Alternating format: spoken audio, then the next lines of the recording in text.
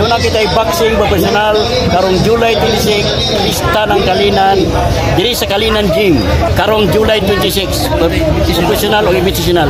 Invitational o professional July 26 Kalinan Gym Nation. Alright, ulat na to na mga idol.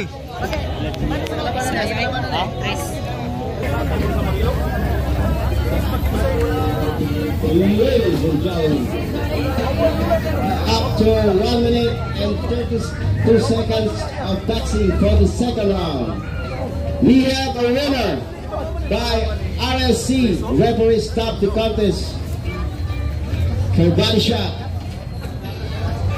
The winner, no corner, LG Maginsay of Riverside, Kalinan.